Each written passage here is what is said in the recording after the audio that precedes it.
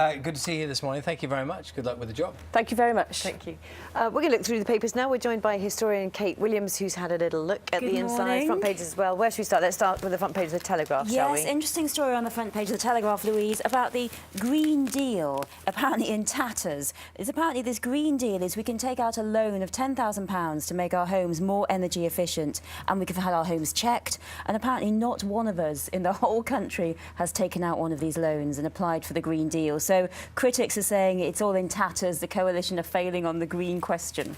Not one? Not one. Not a single doesn't it? tiny one of us. You take out this, you have your house checked, they can get £10,000 loan to make it more energy efficient. But maybe people are just loan averse. Maybe we're exactly. Well, this is on one hand the government says don't take out loans, on the other hand they do. But I think one of the key problems is here that apparently if you move house, you're still you don't actually get the same benefit because it's seen as the house isn't energy efficient anymore. And I guess people are quite concerned about paying back the interest rates. But yes, I think it's rather the coalition a bit worried really. They don't quite get it. Should we explain why Mr Bean was on the front page? Rowan Atkinson. Mr Bean, yes. Apparently he's revealed he's considering abandoning the comic character of Mr Bean in favour of more cerebral roles on the stage. Well, he's hugely popular. Mr Bean is absolutely China loves Mr Bean. He is all over the world. I mean, Mr Bean and Doctor Who. Doctor Who is in Afghanistan. Mr Bean is everywhere, and I really think that people they'll be crying in China, definitely. And there's never been a time when children's safety has not been a huge issue, but at the moment,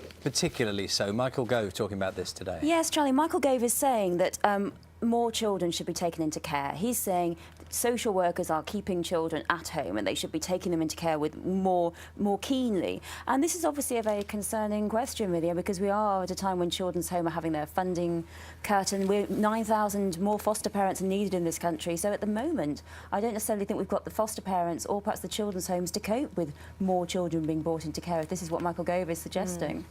What was the next thing you can talk about? Well, I've got a rather terrifying story for me here because I can hardly even use my iPhone. But on the Times, we're talking about new education suggestions here, and children, it says here, will learn to write computer programs from the age of 7. Which is a great idea. I know, but by the age of 11, they have to make a mobile phone app, and I can hardly get my phone to work. But if you were at school now, you probably would be able to. I should go back. Maybe there'll be room for me at my local school. Say, can I learn how to use a computer? So basically the principle is, I think we could say, oh, well, perhaps technology is going to move on, but the idea is that kids are going to learn computational thinking. This is the principle here. So even, I learned to program, but kind of very, very old school computers. Did you?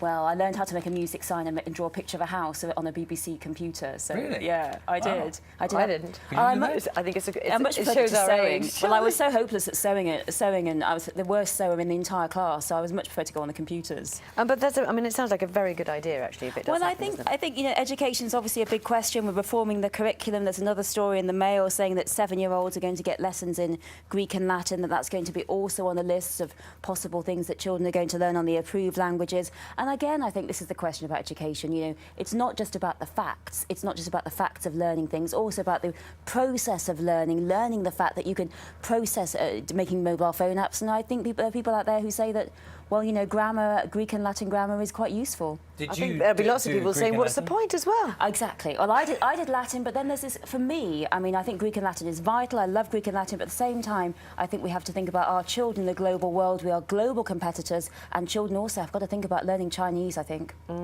I think you got one other story, which is my essentially final a picture story, the penguins. Yes, these poor little penguins. There was a Christmas wildlife spectacular in the Liverpool shopping centre, and penguins were going to be they put some ice down, going to put the penguins out, so it's going to be all beautiful. But unfortunately, the wrong type of penguin came along, and we had these tropical penguins for the shopping centre show at Liverpool One shopping centre show. Tropical penguins that have never been on ice in their lives, and so the poor things, they got on the ice and they all started falling over, and it was like me when I first get on the ice when I was kind of 6. So they were falling over. So did they not realise they had the wrong penguins? No, because there were so many different types of penguins.